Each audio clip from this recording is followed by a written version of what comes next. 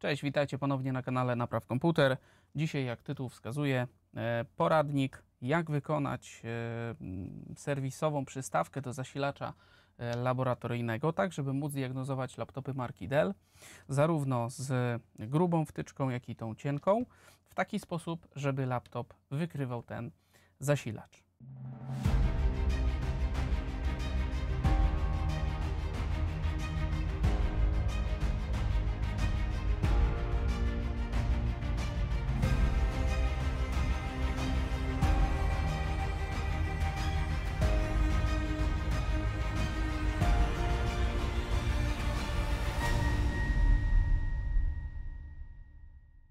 Do tego celu będziemy potrzebowali kilku rzeczy.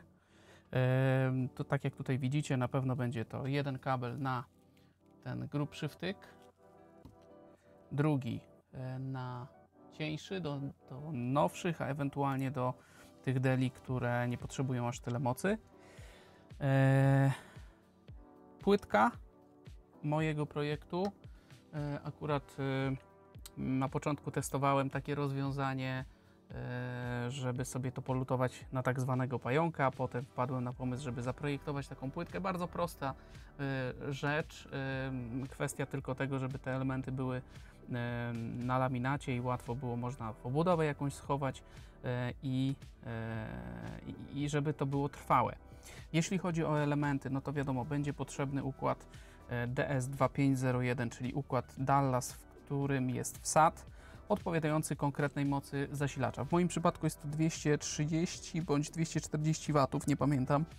Kupowałem to jakiś czas temu na AliExpress. Będzie potrzebna dioda zabezpieczająca Zenera na 12 V. Będzie potrzebny rezystor 130 ohmów również do zabezpieczenia tej linii identyfikacyjnej ID. Obudowa taka na razie, że tak powiem, zastępcza, nie dojechała mi obudowa docelowa, czarna, mniejsza, natomiast chciałem to po prostu zakończyć, pokazać Wam i mieć to na tą chwilę, na jakiś czas, chociaż w takiej obudowie. Zdecydowałem się, że zrobię to na wtyczkach. Zdaję sobie sprawę, że tutaj ten kontakt może powodować, że coś się tam będzie grzało i tak dalej, natomiast to będzie mi służyło do celów diagnostycznych. Samo ładowanie będzie już z oryginalnej ładowarki, jeżeli będzie taka potrzeba.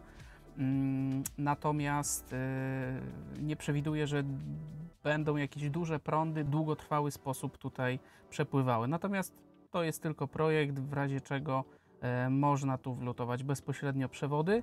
Płytka jest skonstruowana tak, że tutaj i tutaj mamy duże pola masowe, czyli jakby to ciepło powinno się tutaj rozpraszać i nie powinno być większego problemu właśnie z temperaturą. Jedyne co, to właśnie w złączu może się odkładać. Natomiast jakby projekt można zmodyfikować, powiększyć dziurki i faktycznie zalutowywać tutaj te kabelki bezpośrednio. Tu akurat bardzo ładnie to pasuje, będzie można do tego dorobić wtyczkę i mieć tu właśnie takie dwie wersje, ponieważ tu mamy wejście z zasilacza laboratoryjnego, a tu mamy dwa wyjścia. Po prostu będzie jeden kabelek taki, a drugi taki i będzie można sobie wybierać, z którego będziemy korzystać. Wiadomo, trzeba uważać, żeby naraz z dwóch nie korzystać, no ale w warunkach serwisowych jakby, no wiadomo, wiemy co robimy, więc takich sytuacji być nie powinno. W najgorszym wypadku uszkodzi nam się układ i będzie trzeba go wymienić. Tak jak mówiłem, wtyczki i złącza, które będziemy lutować, do nich tutaj takie piny, które będzie trzeba zalutować, śrubki i to w zasadzie wszystko. Ja wcześniej sprawdziłem te układy, które mi przyszły i one faktycznie działają, także możemy przystąpić do lutowania, a później do testów.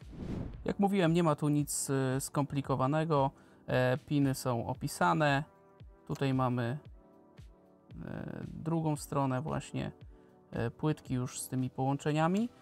W opisie Wam wszystko napiszę, jeśli chodzi o elementy, jeżeli chodzi o sam projekt, wrzucę gerbery, żebyście mogli sobie taką płytkę w razie czego zamówić. Ja zamówiłem sobie kilka sztuk, natomiast wiem, że osobiście będę wykorzystywał jedną, po prostu bardziej się opłacało zamówić 10 sztuk w moim przypadku. Także bez zbędnego przedłużania zabieramy się za lutowanie. Włączamy lutownicę. Topnik będzie nam potrzebny. O, teraz będziecie widzieli również kamerę. I tak, będziemy sobie to przewlekali. Tu możemy sobie topnik już nałożyć. I tu będziemy mieli dwupinowe złącze plus i minus z zasilacza laboratoryjnego.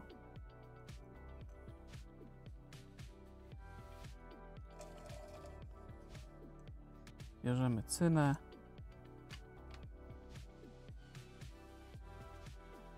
W ten sposób możemy trzymać, żeby tam było prosto na drugiej stronie i zwyczajnie dokładamy.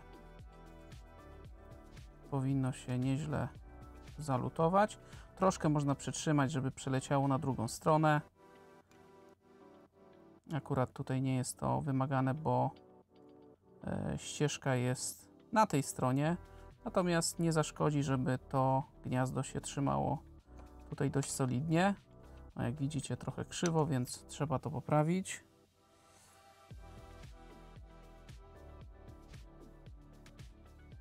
Jednocześnie filmując i lutując nie jest to takie proste.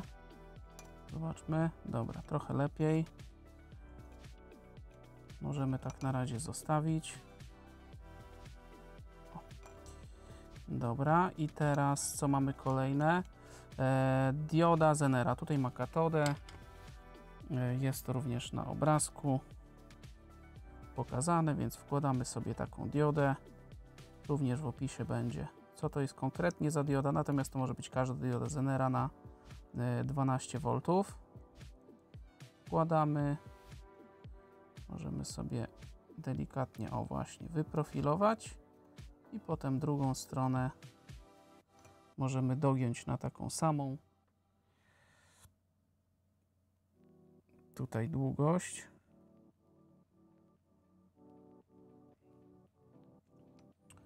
I wkładamy sobie już tak. Dociskamy, żeby ładnie siedziało. Odwracamy i lutujemy.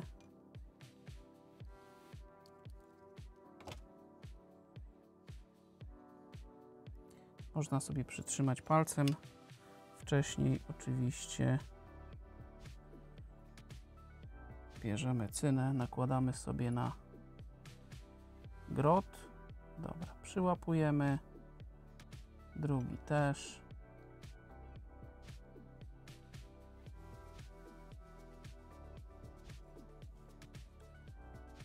Można troszkę dorzucić. Tu jest ok. Dobra, i od razu myślę, że będziemy ucinali te druciki, żeby nie przeszkadzały. Dobra. I lecimy dalej. Rezystor 130 ohmów. Tutaj żadnej polaryzacji, jak wiadomo, nie ma. W ten sposób, w ten sposób.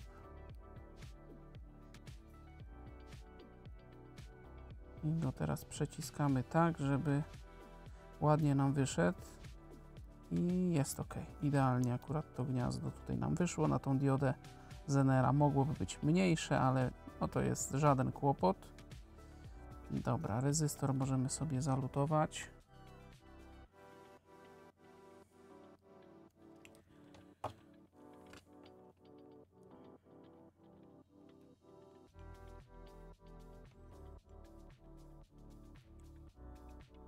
Druga nóżka. Tu wrócimy. Dobra. I obcinamy. Już mi się wyrobiły te szczypce. Muszę... Znaczy zamówiłem drugie, tylko czekam na przesyłkę. To jest wicha, ale powiem Wam szczerze, że one do takich bardzo mocnych prac się nie nadają, a ja niestety je zniszczyłem na jakichś grubszych rzeczach. Do wyciągania nitów z klawiatur MacBooka Air jak najbardziej, do czegoś tam bardziej poważnego one są trochę za miękkie. Dobra, DS2501, jest nawet zaznaczone jaka ma być jego orientacja, także nie da się pomylić. I cóż, i do dzieła dalej, lutujemy.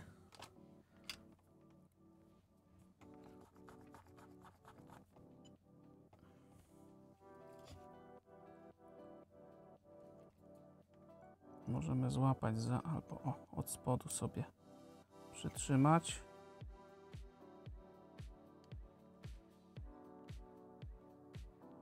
Dobra, jeden pin złapany. Lutujemy resztę. No już nam się coś tutaj zwarło. Także trzeba uważać, bo dość blisko siebie są te nóżki. Także porozdzielamy sobie to, używając stopnika i czystego grota. On będzie sukcesywnie nadmiar zbierał, już się udało. Jak mówiłem, jedna z nóżek to jest No Connect i to jest ta nóżka skrajna. Środkowa to jest data, a tu mamy masę. Dobra, polutowane. Odcinamy. Dobra.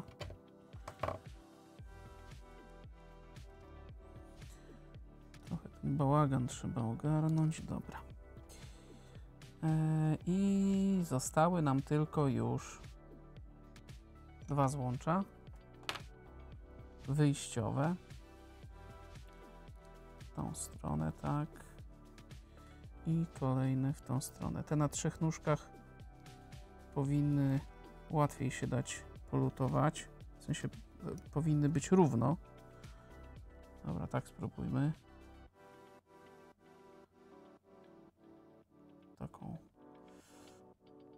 Taką techniką. O, w ten sposób. Topnik.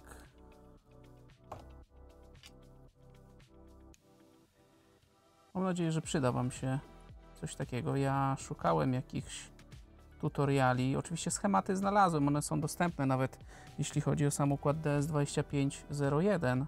Natomiast nie znalazłem takiego filmiku, który by pokazał właśnie, jak sobie to wykonać.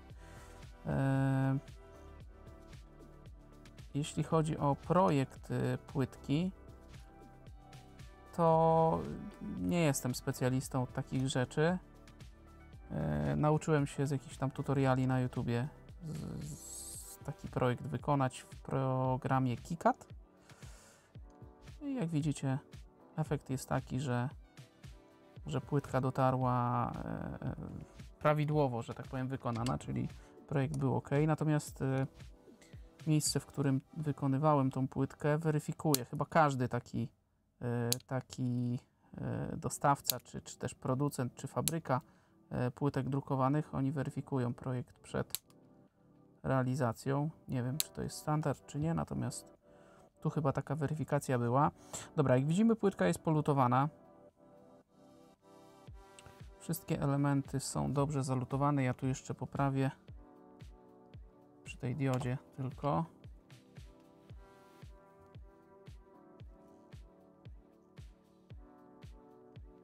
O, dobra. Teraz mi się podoba. Czyścimy stopnika. Muszę sobie drugą szczoteczkę kupić, bo ostatnio usmażyłem jedną ze szczoteczek. Głupia sprawa, bo chciałem sobie właśnie wyczyścić elementy, jednocześnie je podgrzewając jakąś tam niską temperaturą, ale zapomniałem się i podgrzewałem 450 stopni, bo wcześniej coś lutowałem i wzięła się i spaliła. Miałem taką fajną właśnie z miękkim włosiem i muszę po prostu zakupić kolejną.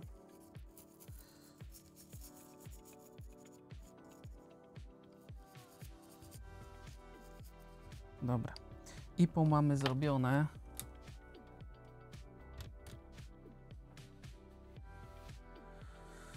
Teraz sobie weźmiemy KT6, bo po topniku to będą jakieś zacieki i po IPie, że tak powiem. Może tak to zrobimy, ta płytka nie ma wielu elementów, to możemy ją po prostu ręcznie wyczyścić.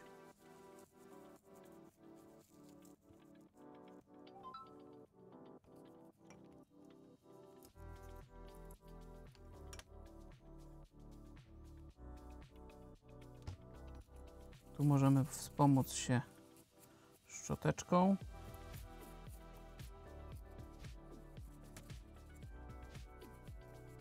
Żeby się w te wszystkie trudno dostępne miejsca dostać.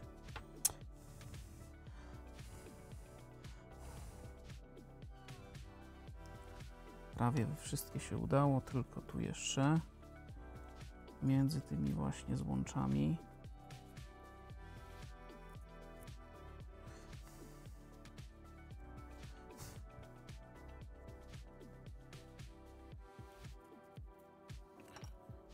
A w zasadzie możemy użyć patyczka.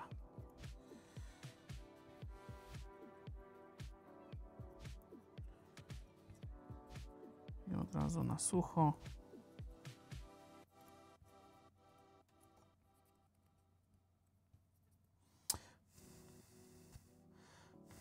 Dobra, nie mamy żadnych smug. Płytka wygląda elegancko. Teraz w zasadzie myślę najtrudniejsza rzecz. Albo może nie najtrudniejsza, tylko po prostu trudniejsza, bo trzeba te złącza nalutować na kabelki. Tylko że zrobimy to w ten sposób, że najpierw weźmiemy obudowę. Sobie zrobię w ogóle drugą wersję tego z docelową obudową, no bo ta jest faktycznie strasznie duża. No ale niestety nie udało się, żeby dotarła. Zrobiłem sobie tutaj dziurki, żeby przykręcić tą płytkę i w zasadzie możemy to zrobić już teraz. Tylko trzeba zobaczyć te dławiki, które tutaj są. Tutaj mamy jeden, a tu będą dwa wyjścia, także w tej orientacji musimy to zrobić.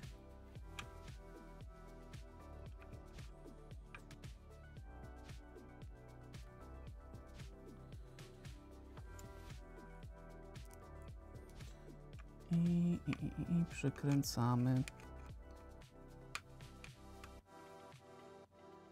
O, tak się powinno nam ładnie przykręcać. Śrubki wszystkie takie same, żeby też miało to jakiś tam wygląd, mimo że tu prawdopodobnie nikt nigdy nie będzie zaglądał.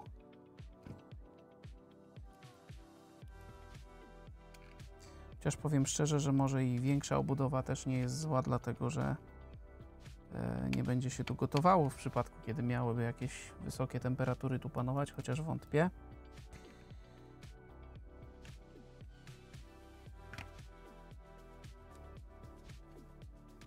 O, dobra, wlazło. Jest ok, super się trzyma. Teraz wprowadzimy sobie przewodzik wyjściowy na tą dużą wtyczkę. Ja już sobie dławiki tu poprzecinałem i jeden z kabelków, ten to jest z odzysku akurat, a ten jest kupiony nowy i ma właśnie taką końcówkę, to fajnie będzie można sobie to wsadzić, żeby nie latało. A tutaj zrobimy taki myk, że zawiążemy supełek po prostu i też przez dławik nam nie powinien wyjść. Nie wyjdzie, a tu sobie będzie ładnie, że tak powiem, w tym gnieździe. Dobra, te piny teoretycznie je się zagniata, ale ja je lutuję, ponieważ wiadomo, wtedy to połączenie jest pewniejsze. Na początek sobie właśnie pozagniatamy, tylko przydałoby się do tego jakieś szczypczyki wziąć. Tu są po prostu dwie takie wypustki, które trzeba zagiąć na siebie. Najpierw jedną O, teraz drugą na zakładkę. O, i w zasadzie to się już trzyma, wiadomo, to się trzyma beznadziejnie, więc tu trzeba będzie dodać cyny. Ale to zrobimy na koniec. Wszystkie piny muszą mieć orientację dokładnie w tą samą stronę, żeby nam się je łatwo do wtyczki wsadziło. Tu za dużo nie będziecie widzieli, chyba że nie, spod mikroskopu też nie będzie tego za bardzo widać, więc to akurat, albo może spróbuję na iPhone'ie troszeczkę zoomu dać. No dobra, to jest chyba maksimum.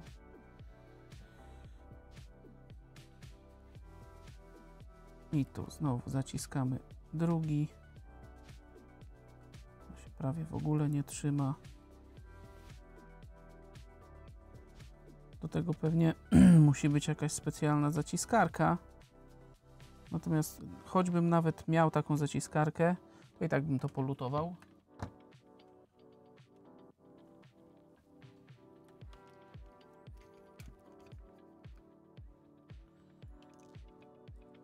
Ręce mam takie jakby w jakimś proszku, bo dzisiaj bawiłem się z kropelką, coś tam sklejałem.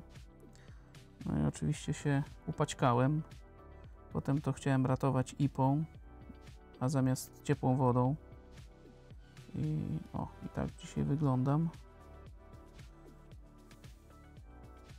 Ostatnio też przy aucie grzebałem, to też te ręce się tam strasznie niszczą.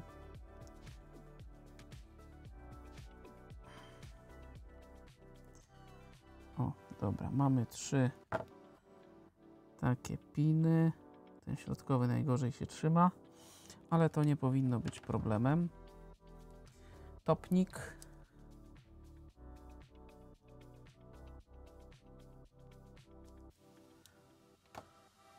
I lutujemy.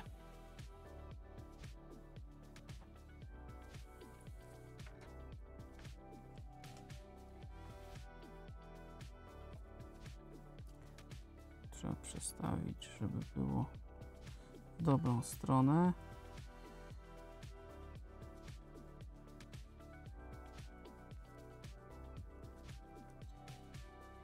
Najlepiej sobie to przytrzymać. O, i teraz nam tam ładnie to wpłynęło.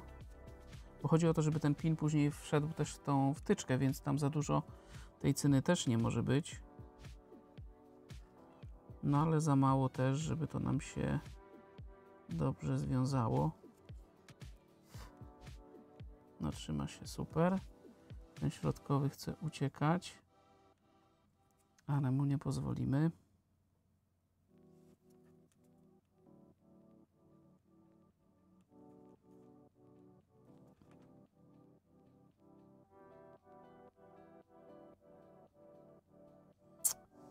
Dobra.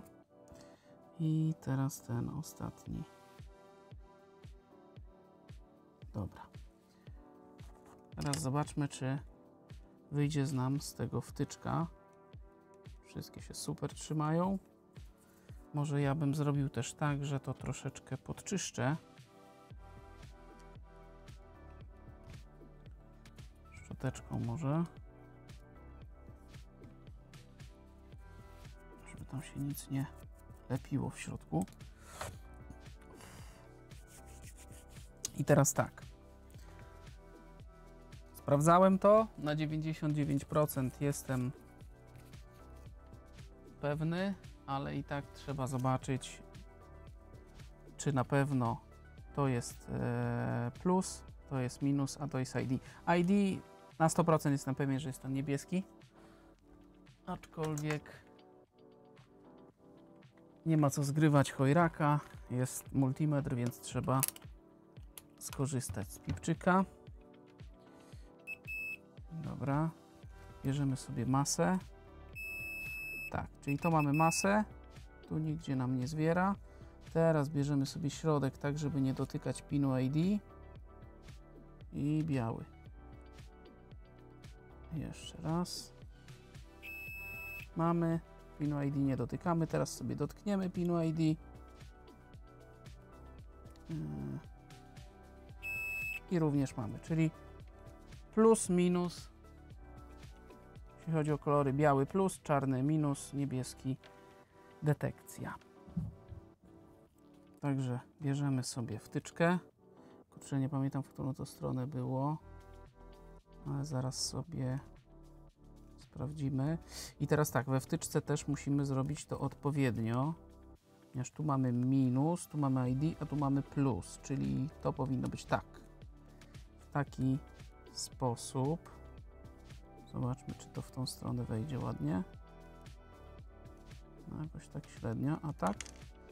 No. Tak jak teraz by to musiało być, ale to by było tak. Zobaczmy. Nie, w tą stronę nie chcę wejść. Ja nigdy właśnie nie pamiętam tego. Tak, a tak jak teraz, dobra. Czyli to musi być tak. Tak mi się wydaje.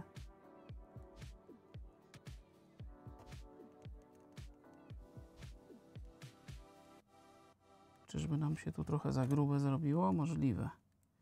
Że pozgniatamy, poukładamy i będzie dobrze. Dobra.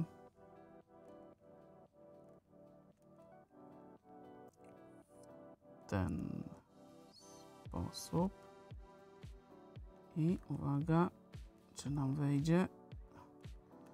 Nie bardzo chce nam wejść.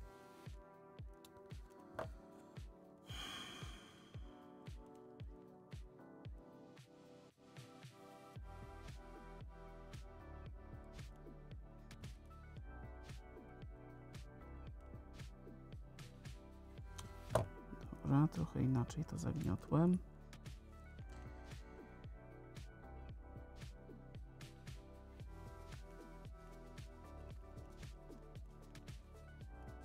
No wchodź. O, idzie. Dobra, mamy ten pin zapięty. Teraz na środku niebieski. W ten sposób go sobie weźmiemy. O tak.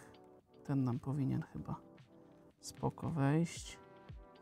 Przynajmniej tak wygląda. Pomożemy mu troszeczkę. A tak nie. Też nie do końca. Przy tych kolejnych trzeba się będzie bardziej przyłożyć co do zagniatania tutaj. Bo się nie chcą, kurde, mieścić.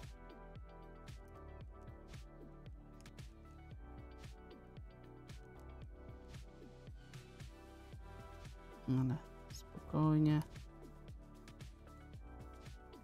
Popieścimy i się zmieści.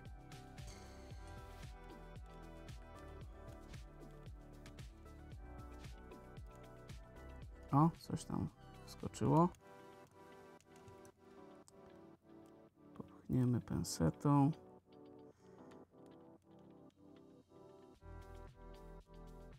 O, dobra, dobra, ładnie. Chyba zaskoczył. Dla pewności tam jeszcze docisnę. Tak. Zaskoczył tu ten dzióbek. O. Na pewno załapał. Dobra.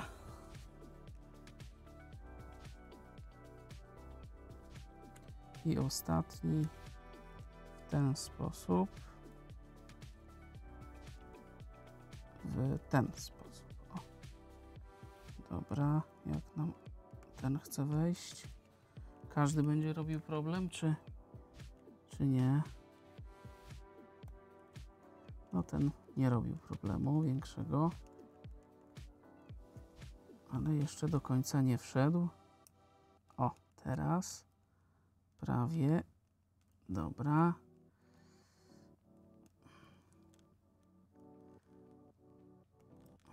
Jeszcze chyba ta zapadka nie załapała.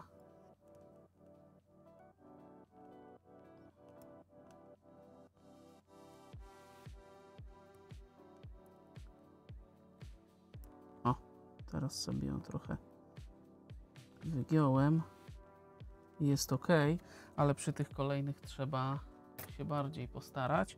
No i w zasadzie możemy od razu wpiąć 0, w sensie minus, ID i plus. Dobra. Wpinamy. Czy wejdzie? Czy ładnie nam się to zapnie? No zaraz się okaże. Dobra, widzimy się w takim razie na w zasadzie na testach, dlatego że ja zrobię sobie teraz ten kabelek, przeciągnę go tutaj, jeszcze ten kabelek zasilający z wtyczką i zobaczymy, czy to będzie w ogóle wykrywane w laptopie Dell na tej płytce, bo tego akurat jeszcze nie testowałem, także widzimy się na testach. Dobra, nasze pudełeczko wygląda w ten sposób już po złożeniu. Wyprowadzone 2 przewody na zasilanie, wyprowadzone przewody na już wyjściowe na laptopy. Tutaj mamy supełek, tu supełek, tutaj mamy taką oryginalną jakby wtyczkę, która się nie wyciąga. Zamkniemy sobie to teraz w ten właśnie sposób. Powinno się dać zamknąć. Tak, tylko trzeba, w ten sposób powinny być ustawione kołeczki. Dobra.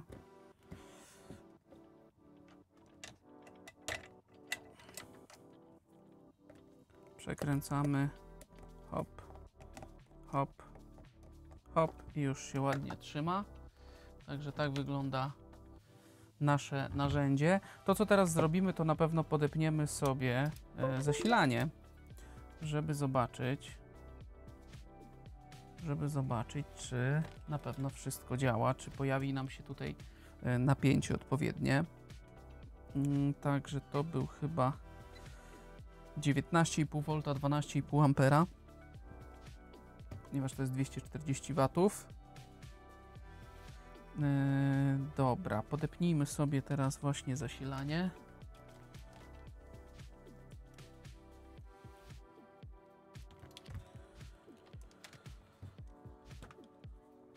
Dobra, teraz bierzemy tu plus. Może bokiem złapiemy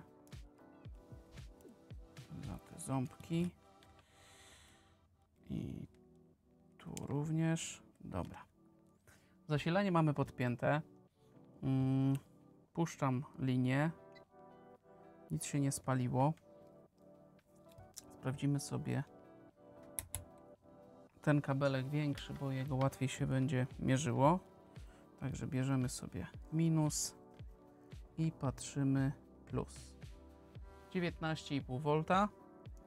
Na oczywiście pinie ID nie powinno nic być. Ja nie będę go mierzył, bo boję się, że zrobię zwarcie i będzie po projekcie i nic nawet nie przetestujemy. Dobra, w takim razie biorę teraz laptopa Dell i zobaczymy, co nam się pokaże w BIOSie. Dobrze, uruchomimy sobie laptopa na samej baterii do BIOSu.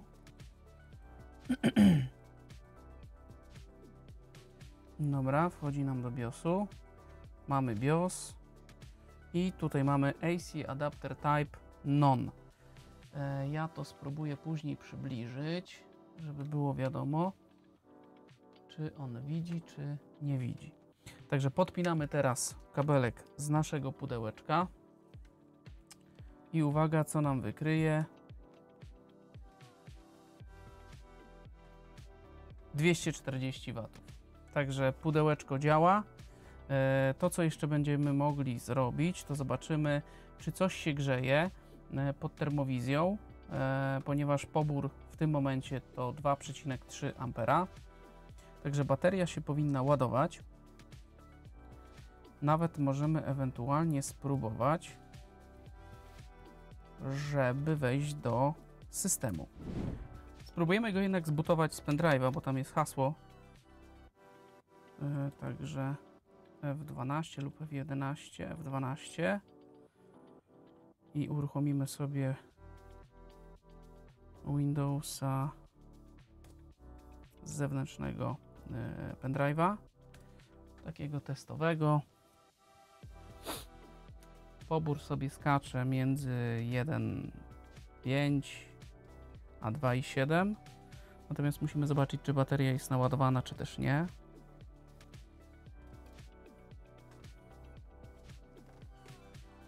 Tutaj dotykając nic się nie grzeje. Przewody również się nie grzeją. Dobra, jesteśmy w systemie. Potem weźmiemy sobie, tak jak mówiłem, pod termowizję. Zobaczymy, co się dzieje, jak podłączamy pudełeczko do komputera. Bateria ma w tym momencie minutę do naładowania. Sprawdźmy sobie programem, jaka jest jej kondycja, bo może być w słabym stanie i dlatego też będziemy mieli jakieś tutaj przekłamania. 48% ma. Jest naładowana w 99%, także nie będziemy tutaj widzieli jakiegoś prądu ładowania pod 3-4 ampery pewnie, wraz z poborem samego laptopa. Dobra, weźmiemy sobie teraz termowizję i zobaczymy, jak to będzie wyglądało, jeśli chodzi o temperatury. Dobra, tutaj mamy nasze pudełko. Podpinamy sobie teraz do laptopa naszą wtyczkę i patrzymy. Pobór 2 ampery. No i w zasadzie nic nie widać, żeby cokolwiek się grzało. Zakres jest automatyczny. Jeszcze skalibrujemy sobie to. Skalibrujemy i wrzucimy.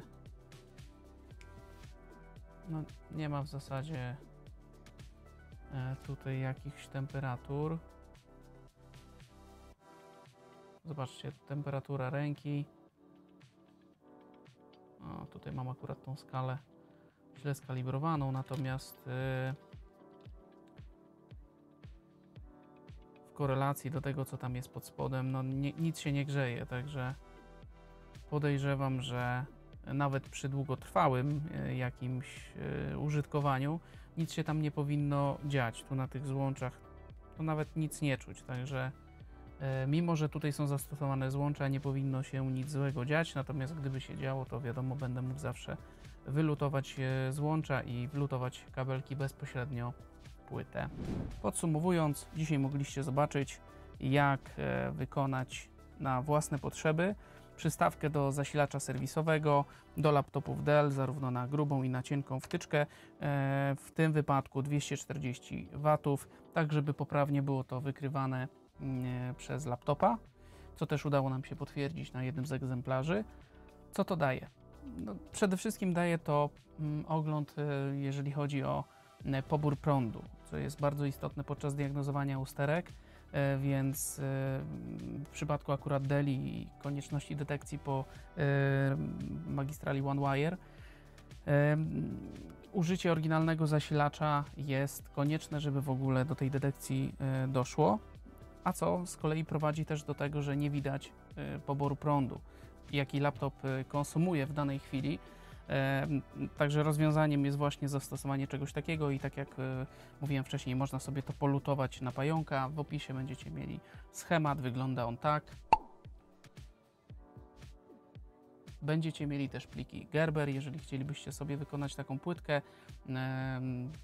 Będzie też tam opis, w jakim programie to robiłem, namiar na elementy. Jeżeli chodzi o wykonanie samej płytki, to nie ma znaczenia, gdzie to wykonacie. Poszukacie w internecie i znajdziecie na pewno jakiegoś dostawcę, fabrykę, która to produkuje. I w zasadzie tyle. Myślę, że to jest dość ciekawa opcja właśnie dla serwisów i dla serwisantów, którym zdarza się diagnozować laptopy marki Dell. Dzięki bardzo za oglądanie kolejnego materiału serwisowego. Jeżeli okazał się przydatny i podobał się Wam, zostawcie łapkę w górę, komentarz. Jeżeli macie pytania, oczywiście możecie zadawać, chętnie na nie odpowiem. A jeżeli macie coś do naprawy, to również w opisie macie namiar na stronę internetową. Tam jest formularz, wypełniacie, przysyłacie sprzęt. Ja dokonuję diagnozy, wyceny i działamy. A tymczasem Dzięki bardzo za oglądanie. Trzymajcie się, cześć. Do następnego filmu.